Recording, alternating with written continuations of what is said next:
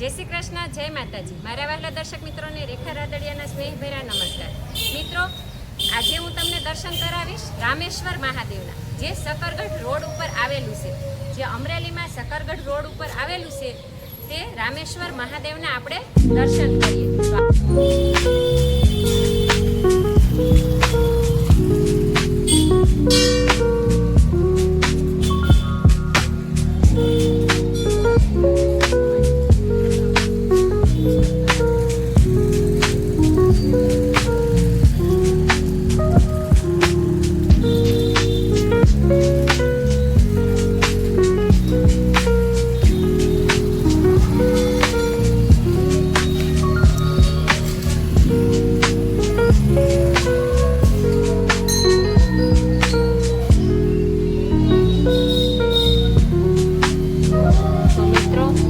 રામેશ્વર મહાદેવનું મંદિર।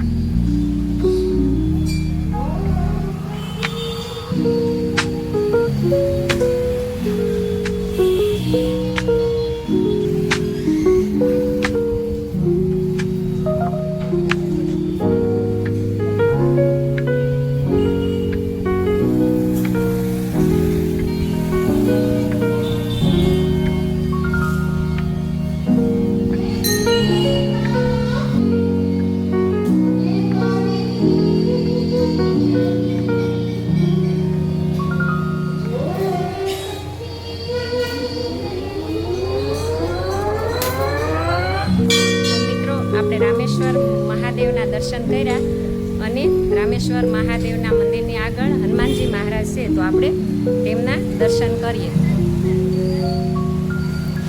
સનાતન હનુમાન।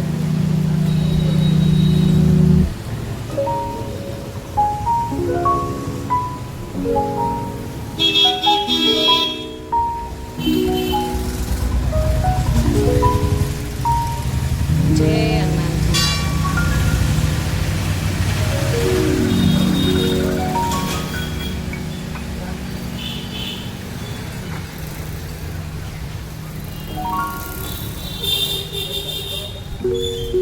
રામધૂન રાખવી હોય તો અહીંયા નંબર આપેલો છે, અશ્વિનભાઈ વાઢેરા અને હિતેશભાઈ સિંગાર। મિત્રો, આપણે રામેશ્વર મહાદેવના દર્શન કર્યા અને આપણે હવે અહીંયા થોડા વડીલો બેઠા છે, એમને આપણે પૂછીએ આ મંદિર વિશે થોડીક માહિતી આપણે લઈએ। તો મળીએ આપણે અહીંયા વડીલોને। મહાદેવ મહાદેવ મહાદેવ। આ મંદિર આપણે 2000માં બનાવ્યું છે મંદિર। તમારું નામ દાદા? મારું નામ નનુભાઈ તળાવિયા અને રહેવાનું અમારે ચક્કર રોડ બટારવાડીમાં, બરોબર। અને અહીંયા મોટું એક તળાવ જેવું હતું, એમાં પૂણી પૂરી અને પછી એની અંદર મંદિર બનાવ્યું છે। અને વૃક્ષો હોય, બગીચા જેવું પણ અહીંયા છોકરાને રમવાનું, ભૂટિયાને બેહવાનું, સત્સંગ હાલે એ માટે આ બનાવ્યું છે અહીંયા। અને આમાં મેં 10, 15, 20 જેટલા અમારા છોકરા બધા એના છે, કામ કરવાવાળા બધા મહેનત કરીને આ બનાવ્યું છે, બરોબર। રામેશ્વર મહાદેવમાં સરસ મજાનું નનુભાઈ તળવિયાની ટીમે બિનઉપયોગી જગ્યાઓ હતી કે જેમાં દબાણ થઈ અને આજુબાજુની લોકાલિટી એવી હતી કે જેને કારણે મોટું દૂષણ ઊભું થાય દારૂ વગેરેનું, એ બધા જને પ્રતિકાર કરી અને આ વૃક્ષ વાવી ભોળાનાથનું સ્થાપન કરી, હનુમાનજીની સ્થાપના કરી, લોકોનો આસ્થા વધે પણ સાથે સાથે આત્મીયતા વધે, એકબીજાને જોડે સંબંધો કેળવાય અને એમની સાથે ધાર્મિક સાથે સામાજિક ઘડતર પણ થાય એવા કાર્યક્રમ ચાલે છે. અહીંયાથી દર વર્ષે 26મી જાન્યુઆરી હોય, રામનવમી હોય કે બીજા ધાર્મિક તહેવારો હોય ત્યારે શોભાયાત્રાઓ નીકળે, લોકો એકઠા થાય અને સારું વાતાવરણ ઊભું કરી અને સારો સમાજ ને તંદુરસ્ત સમાજ બને એવા વિચારોનું એ ખાસ કરીને આનું જે રામેશ્વર ધૂમ મંડળ છે તે પ્રચાર કરે છે, વ્યસન મુક્તિનો પ્રચાર કરે છે, ધાર્મિકનો પ્રચાર અને સારી એવી પ્રવૃત્તિ ચાલે છે. એ અહીંયા જે જગ્યાનો સદુપયોગ થઈ અને રામેશ્વરમાં થાય છે. દરરોજ સવારમાં અંદાજે 200 થી 300 ધાર્મિક ભાવનાવાળા બહેનો અને ભાઈઓ દર્શને આવે છે. બપોર પછી પણ એટલો જ સત્સંગ હોય છે. આ પ્રમાણેની અહીંયા આ વ્યવસ્થા છે ને એના લોકોને એનો આનંદ છે. દરેક ધાર્મિક પર્વ ઉજવાય છે. સાથે સાથે નિદાન કેમ્પો પણ અહીંયા થાય. રસીકરણ હોય એનું કાવ્ય હવે પણ અહીંયા થાય.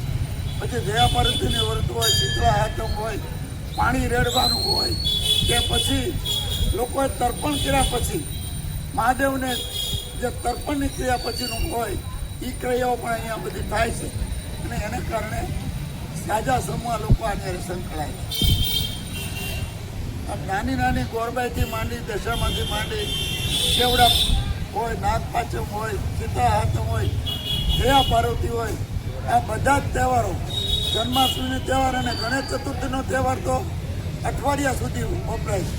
પણ અમે બીજા બધા વડીલો તાકીદ કરીએ છીએ કે આનો દુરુપયોગ ભક્તિ કરજો પણ સાથે દુરુપયોગ કરીને વ્યસનમાં જોડાતા નહીં, કારણ કે આ પણ સાથે સાથે ભેગા જેવા દૂષણ આવે. આ દૂષણની પણ સમાજે તકેદારી રાખવાની જરૂર છે, કારણ કે આ જ બરબાદી નોતરે છે.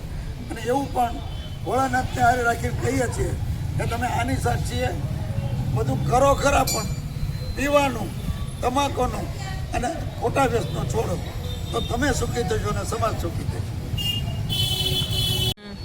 ભાગ સત્તા મળે એટલે આ નિયમ પ્રમાણે તો આ સેન્ટર પોઈન્ટ થઈ ગયું, કારણ કે મલ્ટીપર્પઝ વિવિધ લક્ષી યોજનાઓ ચાલે.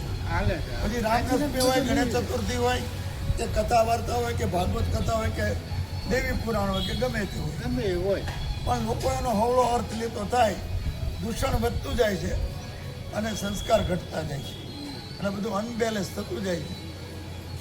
ખબર નહીં ક્યાં અટકે. મિત્રો, વર્ષો પહેલા સકરગઢ રોડ ઉપર એક પણ મંદિર નહોતું, ત્યારે આ વડીલોએ નક્કી કરી અને અહીંયા એક મંદિર બનાવ્યું. તો મિત્રો, આપણે રામેશ્વરના દર્શન કર્યા અને હમણાં જન્માષ્ટમી નજીક આવે છે, તો જન્માષ્ટમીના દિવસે અહીંયાથી જ શોભાયાત્રા નીકળે છે અને આખા ગામમાં ફરી અને નાગનાથ મંદિરે જાય છે. અત્યારે ભાઈએ વાત કરી એમ કે સંસ્કૃતિ હાવ લીસી થતી જાય છે, લોકો ભગવાનને ભૂલ્યા છે અને વ્યસન અને મોજ શોખ તરફ વળ્યા છે. તો ભગવાનને યાદ રાખવા જોઈએ, આપણી સંસ્કૃતિને આપણે ન ભૂલવી જોઈએ, એવા વડીલોનું એવું કેવું હતું એવું મેં સાંભળ્યું. અને ખરેખર એમની વાત સાચી છે અને ઘણા બધા વડીલોના આત્માને ઘણું દુઃખ લાગે છે, પણ એ કંઈ કરી શકતા નથી, કારણ કે અત્યારના છોકરાઓ કોઈનું સાંભળતા નથી. તો આપણે આપણી સંસ્કૃતિ ના ભૂલીએ, આપણે આપણા બધા સંસ્કૃતિના આપણા બધા તહેવારો આપણે ઉજવીએ અને આવા દેવદર્શનને જઈએ અને આપણે વડીલોનું માન રાખીએ અને આપણે જે વડીલો આપણને જે રીતે જીવન જીવતા હતા એ રીતે આપણે જીવવાનો પ્રયત્ન કરશું તો સુખી થશું. અત્યારે હરેક લોકો ડિપ્રેશનમાં છે, પણ આ વડીલો તમે જોવો ને તો એને કોઈ જાતનું ડિપ્રેશન નથી, કારણ કે એની પાસે કાંઈ મોબાઈલ નથી અને બધા અહીંયા મંદિરે શાંતિથી તેનું કામકાજ બતાવી અને અહીંયા થોડીક વાર બેસે છે. તો તમે પણ અહીંયા આ બાજુ નીકળો ત્યારે આવજો, રામેશ્વર મહાદેવના દર્શન કરવા આવજો. જય માતાજી, જય મહાદેવ.